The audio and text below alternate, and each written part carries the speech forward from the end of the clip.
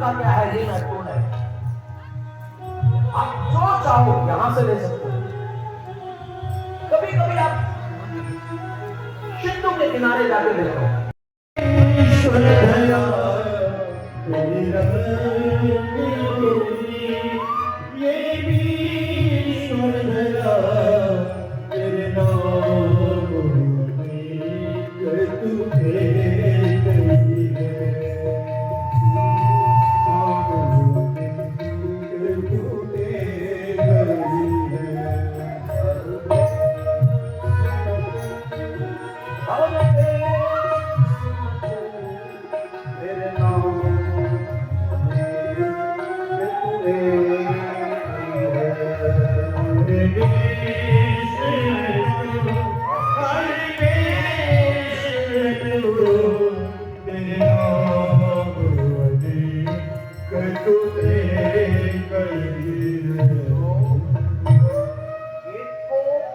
अनेक में दिखाए वो विज्ञान है, लेकिन अनेक को एक में दिखा दे वो ज्ञान है।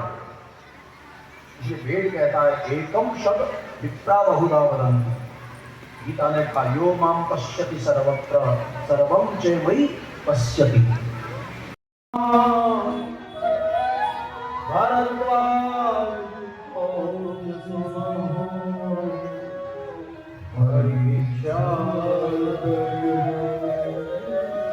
भगवान शंकर ने हित की बातें की, लेकिन अभिमानी व्यक्ति को कभी कभी हित की बातें भी अच्छी नहीं लगती है। अहंकार ज्ञान की बातें नहीं सुनने देता है।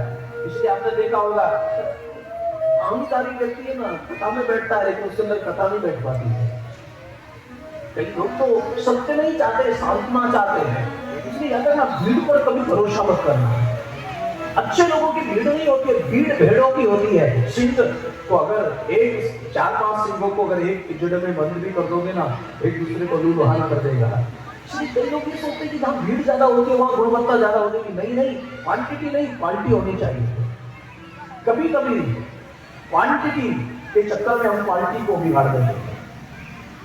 और हर पर्वत का भले शुगार की दुकान पर भीड़ ज्यादा ना हो, लेकिन सौदे बड़े होते हैं। और सब्जी मंडी में भले ही बहुत भीड़ होती है, देखिए वहाँ लोग शेर पसेरी के हिसाब से खरीदते हैं। कितना होता है हमारे दिमाग से प्रभाव बन जाना चाहिए।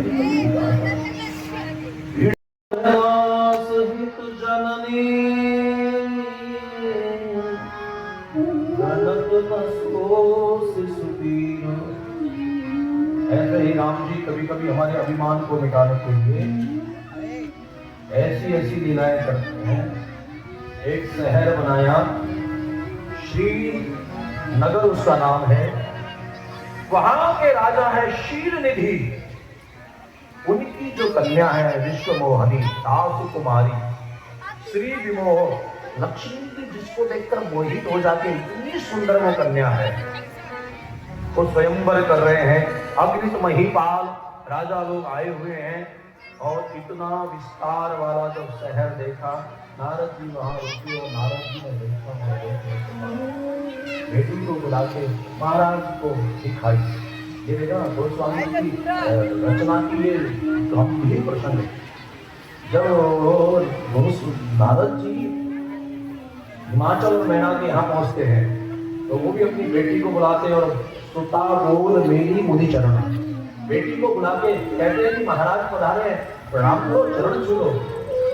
लेकिन यहाँ चरण छूने की बात ही नहीं लिखी है, क्योंकि थोड़ा भाव विकृत होने वाला है। इसलिए ये एक कुशल रचनाकार की ही रचना में देखने को मिलता है। और गोस्वामी जी महाराज क्या महिलाओं का रक्षण करते हैं और वो कह देते हैं, आन दिखाई नारद नहीं। नारद जी को आके दिखाई, जैसे कन्या को दिखाते हैं ना, महाराज देखो ये है हमारी कन्या भूपत राजकुमारी।